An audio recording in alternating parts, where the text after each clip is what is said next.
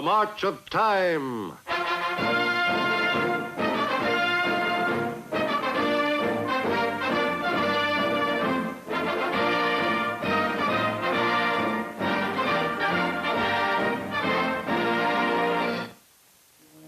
Dawn is a spectacular sight in the desert country of Nevada. But in Las Vegas, that time of day has only a surface resemblance to daybreak in other parts of the United States. Las Vegas functions on a 24-hour-a-day schedule. Its principal attraction, gambling, does around-the-clock business, requiring the services of several shifts of employees.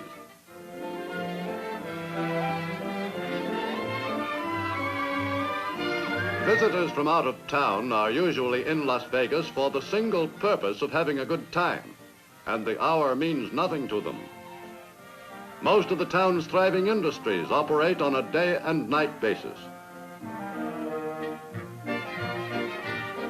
But in spite of a 20th century pace, Las Vegas still has something of the look of a 19th century frontier town. And for all its size and boom, its atmosphere is authentically Western. This oasis in the southern Nevada desert is linked directly with America's glorious past, but it is also intimately concerned with this country's future. Only 65 miles from Frenchman's Flat, Las Vegas is the first American city to come under the glow of the atomic age.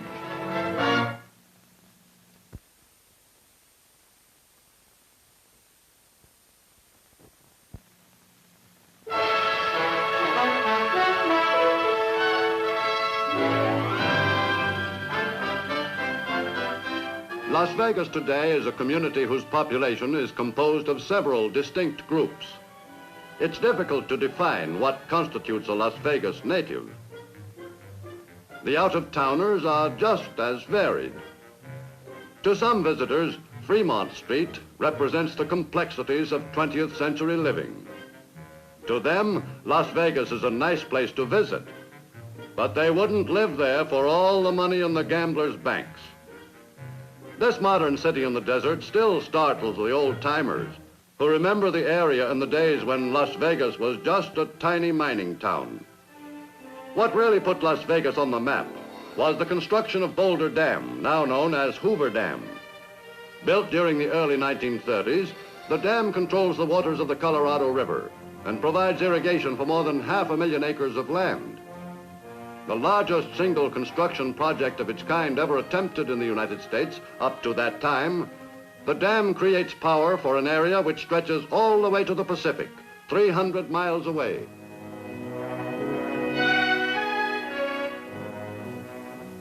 Today, 16 years after its completion, Hoover Dam is still a tourist attraction for visitors to the Southwest.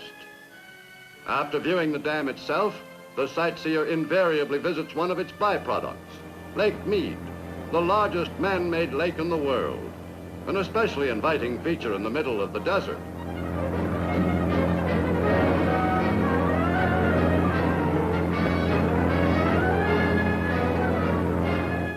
In Las Vegas itself, the tourist doesn't have far to go for entertainment. The main business of the town is gambling, perfectly legal under Nevada law.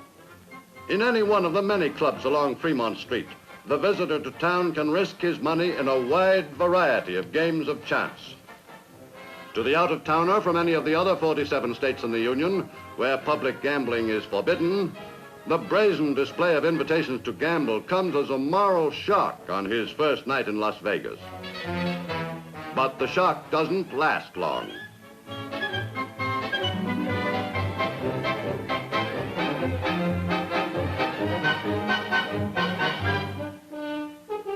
It soon seems quite natural to watch people gambling in a straightforward manner.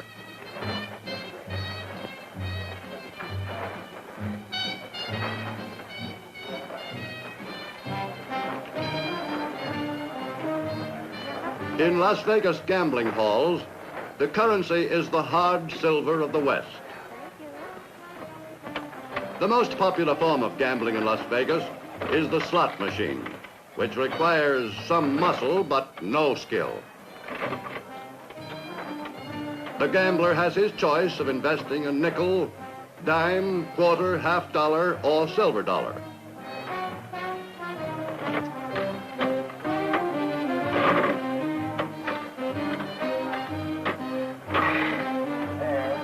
Occasionally he collects a few coins, just enough to keep him playing.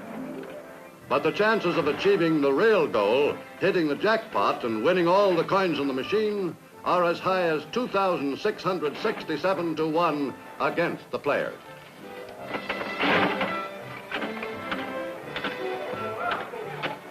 The jackpot does come up, but not very often. Playing the slot machines has a somewhat hypnotizing effect, which makes it difficult for the player to stop and walk away.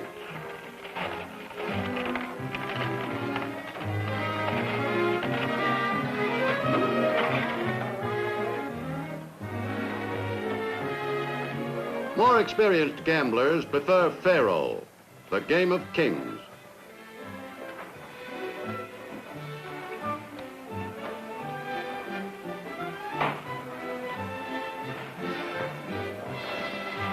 The casekeeper registers each card as it is played from the box. The player bets on the turn of a card of his selection.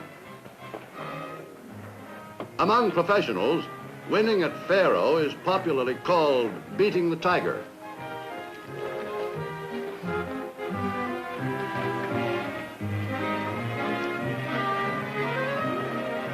Shooting craps is the great native game of this country. A crap shooter is invariably drawn to his favorite form of gambling and no other. Any time in that pass line. Let it go, there's 11. That's 5. They're coming up. Here they go. 5, 7. Place the 9. 8, easy 8. Winning number 6. 4, easy 4. Winning number 6. 25. Gamblers who prefer craps to any other game like the fact that they throw the dice themselves and are thus playing their own luck. Here we go.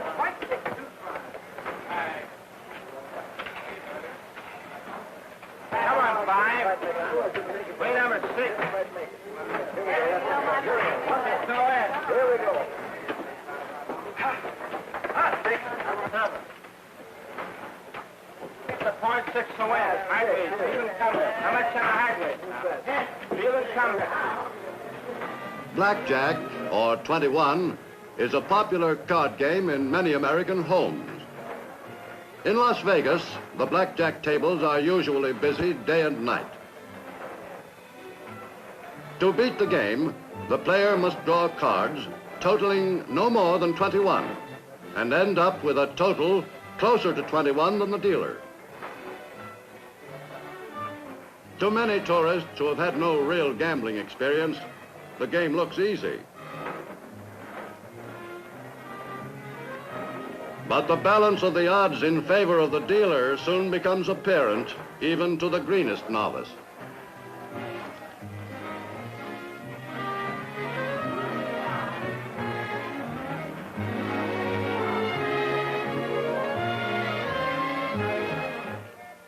The games continue without pause all through the night and into the day again. The early morning cleanup staff has to work around the gamblers.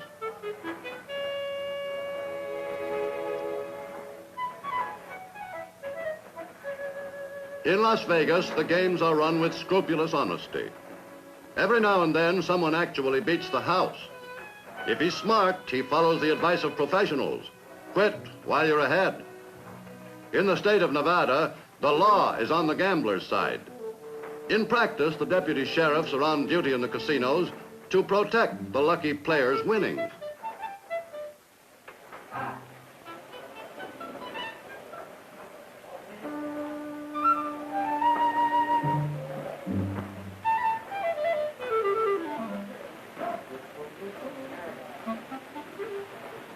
Like to have me walk this car with you? No, thank you.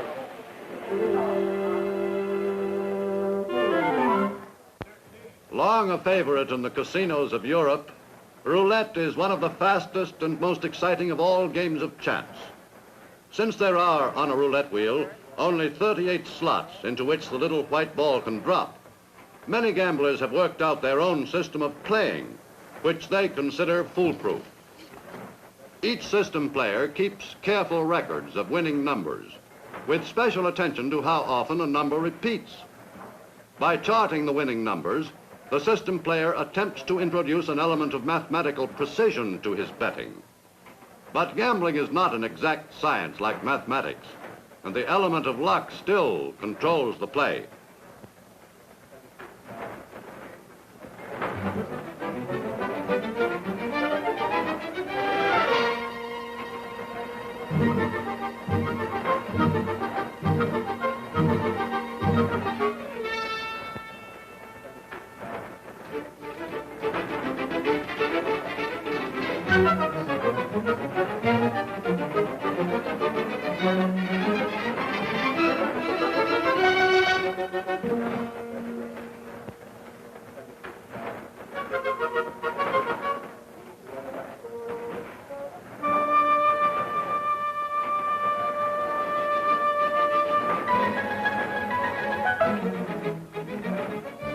The wheel of fortune spins on and on without pause in Las Vegas, bringing good luck to a few, a thrill to all.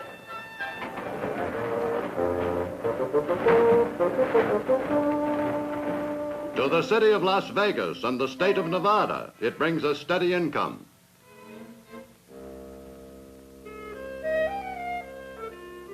Each year, the people of Nevada derive from gambling about $3 million. This money is used for schools, highways, and other civic improvements. Out in Nevada here, we feel that gambling should be taxed and not drove underground. Therefore, we tax it, license it, and the people receive the benefit from this tax. As Chief Law Enforcement Officer of Clark County and of Las Vegas area, we find that gambling out in the open, we can control it, and it eliminates a major part of our crime.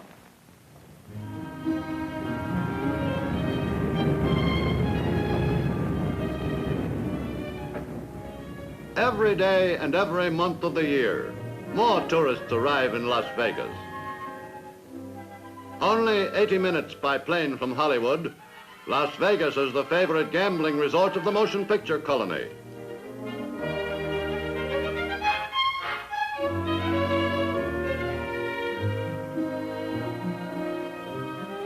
Along the 8-mile strip from the airport to the center of Las Vegas, the visitor can take his pick of a number of luxurious ranch-type hotels where the service is good and the gambling stakes are high.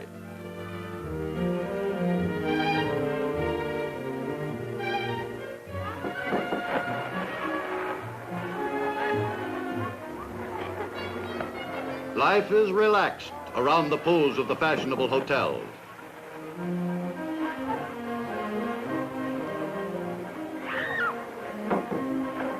For some of Las Vegas's visitors, even swimming requires too much of an effort. The year-round sunshine is helping make Las Vegas the most popular Nevada resort. A little farther out of town, a number of ranches attract the more energetic visitors who prefer to spend their time in the atmosphere of the Old West.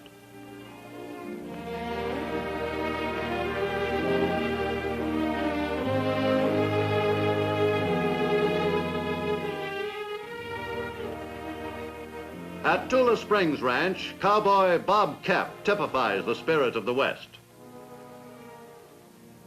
On a ranch near Las Vegas, the cowboy's job is a lot easier than life on the range.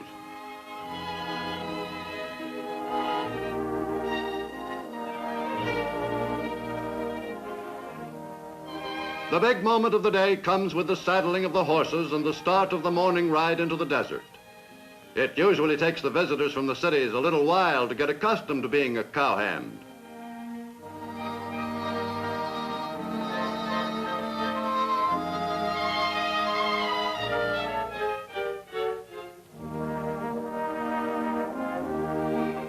But on the corral fence, the dudes look almost as authentic as the real thing.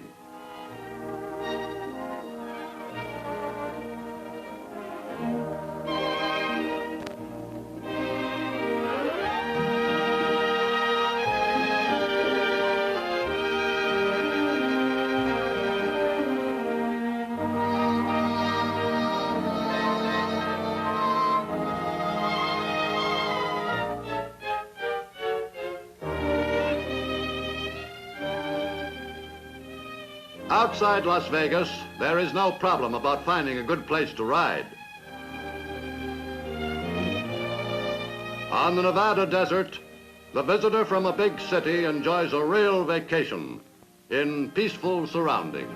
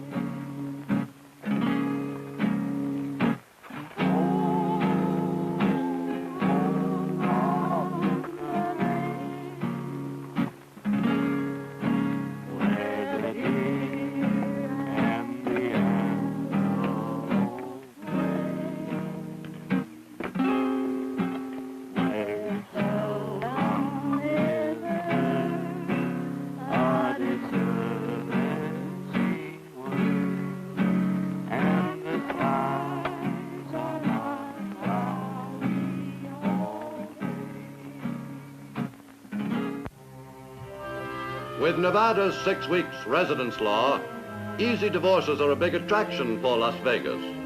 The procedure is unbelievably simple. Will you state your name, please? Helen Craig, Where do you live, Mrs. Craig? 1806 Talbot Street, Las Vegas, Nevada.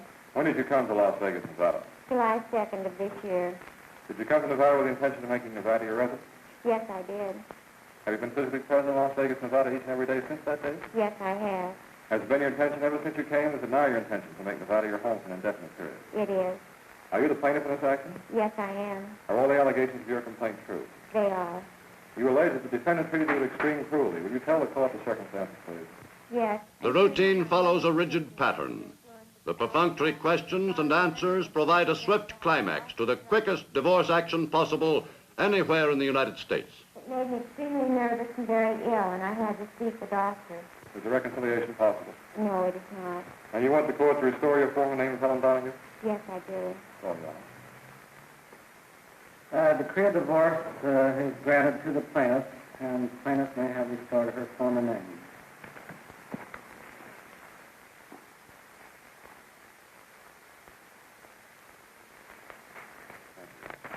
Court in recess.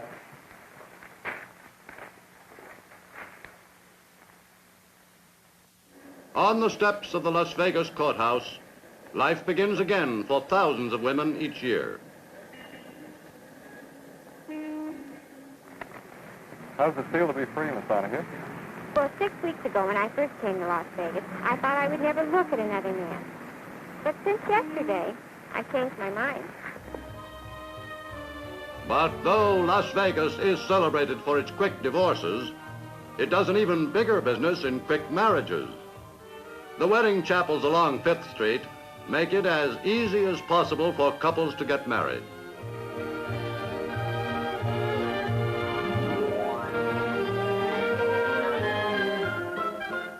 In Las Vegas, there is no waiting period. The ceremony is brief but official. Justice of the Peace Jimmy Down considers the Nevada marriage as binding as any. By the laws of the state of Nevada, I now pronounce you lawfully wedded, husband and wife.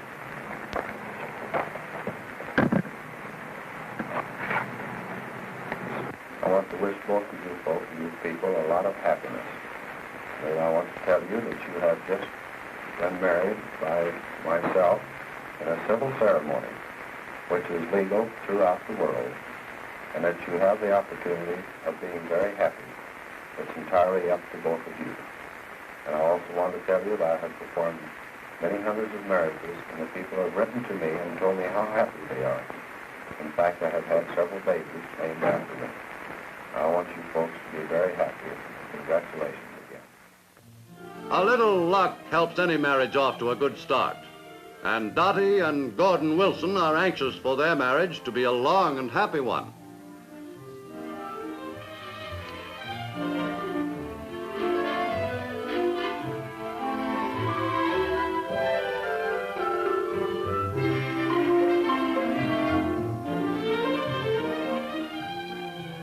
And for the Wilsons, a suitable honeymoon spot does not involve much of a trip.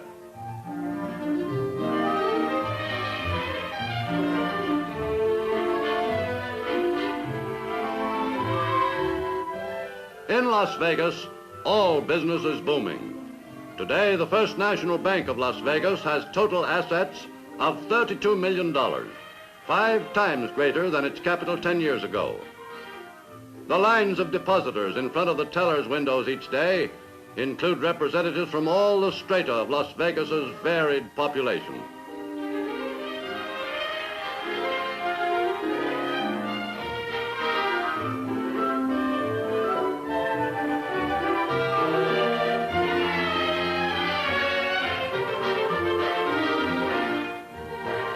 In nearby Henderson, Nevada, an important industry has lately taken root in the desert. At the Titanium Metals Corporation plant, several hundred workers are employed in the processing of titanium ore.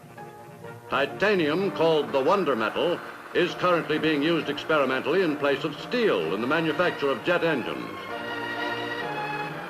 Titanium is in great demand for the defense program. It is strong as steel, but only half as heavy. A converted wartime magnesium plant, the titanium smelter works in Henderson produces 60 tons of the wonder metal each month.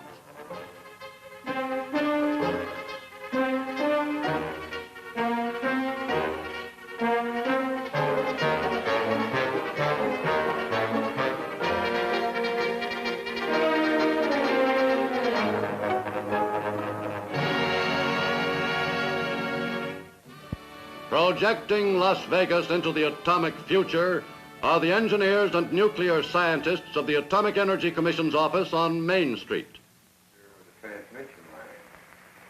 Well, I think we'd better go out to the proving ground and take a look at it.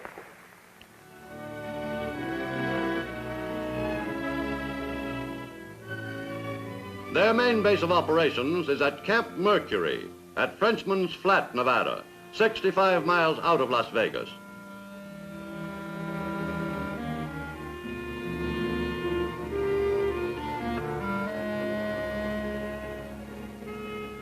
Across the desert, the testing ground is only about an hour's drive. In the vastness of the Nevada desert, the job of guarding the vital area where the atomic experiments are conducted is somewhat easier.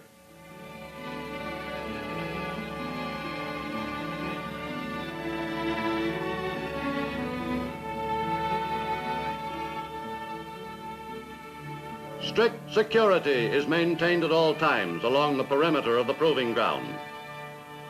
On the day of an experimental explosion, the excitement in the air is evident at the first sentry post.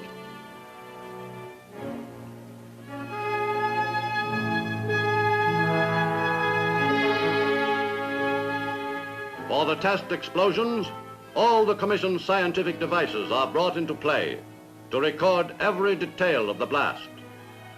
The scientists take their position about 5 miles from point zero. A mile or two closer to the target point, U.S. soldiers prepare to receive their baptism of atomic fire.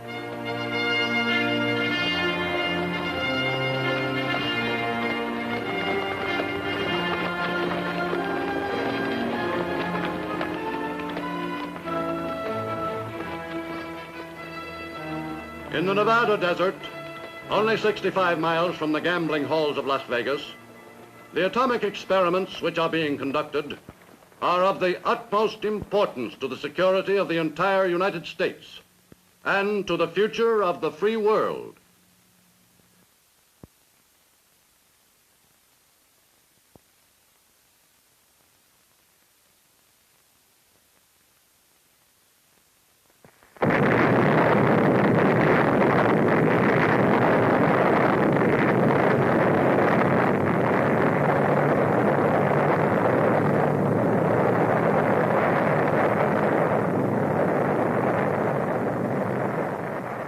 Time marches on.